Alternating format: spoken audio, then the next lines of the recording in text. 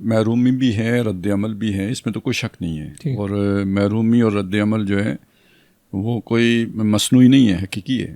یعنی یہ تو آپ کو ماننا پڑے گا. بس تھوڑی سی انڈرسٹینڈنگ کا فرق ہوتا ہے. یہ سمجھا جاتا ہے کہ پنجاب بہت خوشحال ہے، تو محرومی تو پنجاب میں بھی ہے، مظلوم تو پنجاب میں، عام آدمی ہر جگہ مظلوم ہے. ٹھیک ہے، صرف ایک دوسرے کا پتہ نہیں ہے. بھائی ہمیں نہیں پتہ کہ، یا ہمارے عام آدمی کو نہیں پتہ کہ بلوچستان میں کیا ہو رہا ہے، یا بہت سے لوگوں کو نہیں پتہ کہ پچھلے 20 سالوں میں KPK میں کیا ہوئے ہیں.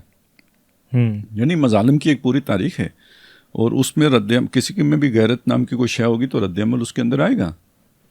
اب اندرون سندھ یا ایمن کے کراچی جیسے بڑے شہر میں بھی چلے جائیں، اگر بہت سی پوش علاقوں کو چھوڑ دیں تو ضروریات زندگی، مسائل، ان کے حقوق، اس حوالے سے جو ایک ریاست کو یا ایک حکومت کو ایک سر انجام دینا چاہیے چیزیں عوام کی. اب دیکھیں یہ دو چیزیں علیحدہ کر لیں. ایک یہ چیز ہے، میرے اندر یہ جذبہ ہے کہ جی یہ ظالم لوگ ہیں، نظام صحیح نہیں ہے، حکومت کرپٹ ہے، اور اسلام سے دوری ہے، تو میں یہ چاہتا ہوں کہ یہاں پہ یہ سارا کچھ ٹھیک ہو جائے. یہاں تک تو ایک بات ہو گئی، لیکن اس کے لیے میں دوسروں کے ہاتھوں میں کھیل جاؤں، یہ دوسری بات ہے. تو جو بات آپ بتا رہے تھے نا، پہلی بات تو یہ ہے کہ محرومی ہے، مظلومیت بھی ہے، رد عمل بھی ہے، اور سب برحق ہے، ان میں سے کوئی بھی غلط نہیں ہے. لیکن جس نوعیت کے کام ہو رہے ہیں یا کاروائیاں ہو رہی ہیں، یہ بیرونی مدد کے بغیر ممکن نہیں ہے. اب جو بیرونی مدد ہے، اب یہ سوچنے کی بات ہے، وہ آپ کے غم دور کرنے کے لیے ہے، آپ کے مسائل حل کرنے کے لیے ہے، آپ کی مظلومیت ختم کرنے کے لیے، آپ کو حقوق دینے کے لیے، یا اپنا کوئی لچ تلنے کے لیے ہے. تو وہ اپنا لچ تلنے کے لیے ہے.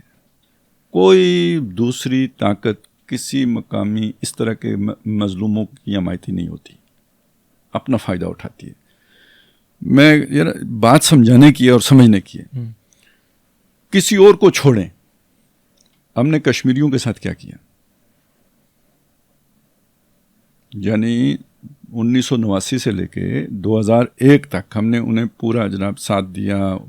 جو بھی ان کی مظلومیت تھی اس کو کیش کیا، ایکسپلائٹ کیا، انہیں انڈیا کے خلاف استعمال کیا، اور 2001 کے بعد آرام سے یو ٹرن لے لیا. یوکرین کو جنگ پر بھڑکایا امریکہ نے روس کے خلاف، آپ کے سامنے ہے، یہ تو تازہ ترین وہ ہے. ٹھیک ہے، وہ امریکہ کے بھرتے میں آ کے کود گیا جنگ میں. اب یوکرین کے ساتھ ٹرمپ نے کیا کیا؟ تو یہ جو باہر کی طاقتیں ہوتی ہیں، یہ آپ کی ہمدرد نہیں ہوتی، انہوں نے اپنا سکور سیٹل کرنا ہوتا ہے. تو یہ جو محرومی ہوتی ہے، اس کے جو اصل میں وہ ایک وہ ہے نا کہ کچھ ماں سے بڑھ کے چاہنے والے بھی ہوتے ہیں. وہ ہے نا، ماں سے بڑھ کے چاہے پھپھے کٹنی کہلائے. تو وہ جو اس طرح کی پھپھے کٹنیاں ہوتی ہیں نا، وہ اپنے لچ تلنے کے لیے کسی کو استعمال کر رہی ہوتی ہیں. تو بلوچستان ہو یا KPK ہو، وہاں پہ اس طرح کی یعنی بیرونی مداخلت بالکل موجود ہے. اور یہ کسی بھی مقامی تحریک کے لیے خودکشی کے مترادف ہوتا ہے کہ وہ بیرونی طاقت کسی سے فائدہ اٹھائے. بالکل پوری ہمدردی کے ساتھ اگر کوئی سمجھنا چاہتا ہے اس مسئلے کو، اپنے حقوق کی جنگ خود لڑے، یا اس کو یا دہشت گردی میں، وہ تو اگلی بات ہے نا. پہلی بات تو یہ ہے کسی دوسرے بیرونی طاقت سے مدد لینا، یہ در حقیقت خودکشی کے مترادف ہوتے ہیں. ٹھیک ہے، ایک بات یہ ہو گئی. دوسری یہ دہشت گردی میں ملوث ہونا دوسرے کو لیسنس ٹو کل دینے کے مترادف ہوتا ہے. اور ریاست کی طاقت کے مقابلے میں تو آپ کھڑے نہیں ہو سکتے.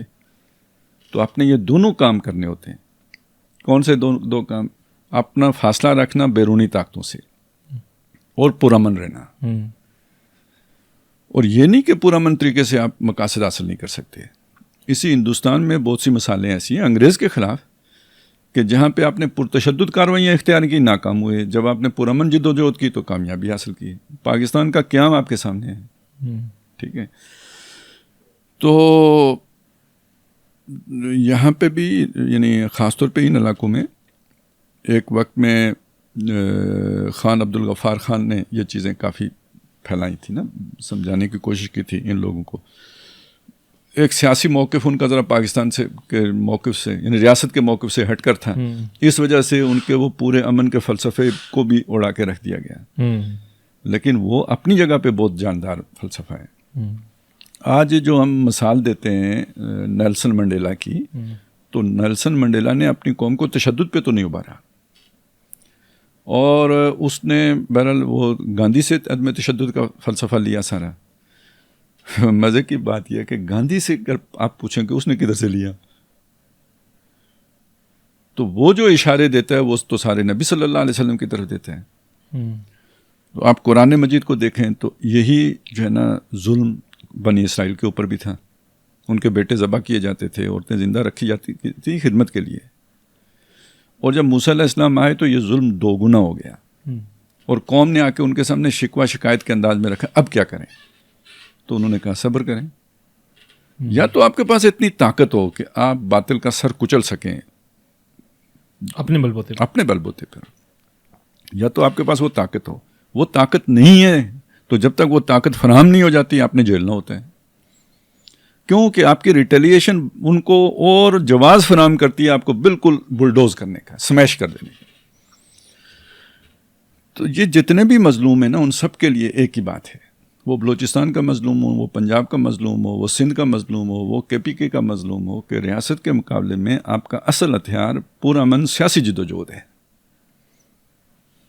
اور اپنے بل پر ہے, اور کسی کے اعلی کار مت بنے, وہ آپ کے لیے سوسائڈل ہے. تو اب اس کے تو ظاہر ہے جب آپ کے پاس یہ ثبوت آ جاتا ہے, پہلی بات یہ ہے کہ جی یہ فلانے کے اعلی کار ہیں, پھر یہ لوگ مظلومیت نہیں دیکھتے. عام رائے عامہ آپ کے خلاف ہموار ہو جاتی ہے. سب سے بڑی شے تو رائے عامہ ہوتی ہے, اسی کا پریشر ہوتا ہے جو فیصلہ سازوں پر کوئی اثر ڈالتے ہیں, تو انہیں بہت سہولت مل جاتی ہے آپ کے خلاف رائے عامہ بنانے میں, اور بن گئی ہے. ٹھیک ہے, اب کوئی آپ کی وکالت کرنے کی پوزیشن میں بھی نہیں رہتا. تو یہ صورتحال ہے اصل میں. اچھا مہتاب بھائی, اور ویسے ایک بات اور ایڈ کروں, اور ریاست یا حکومت جو بھی کہہ لیں, ان کی یہ شدید خواہش ہوتی ہے کہ یہ تشدد پر اتر آئیں. وہ پرووک کرتے ہیں, وہ ہر ممکن طریقے سے تشدد کی طرف کھینچ کے لاتے ہیں, اور یہ ادھر دانا لیڈرشپ کا کام ہوتا ہے کہ وہ کسی صورت میں بھی تشدد کی طرف نہ آئے.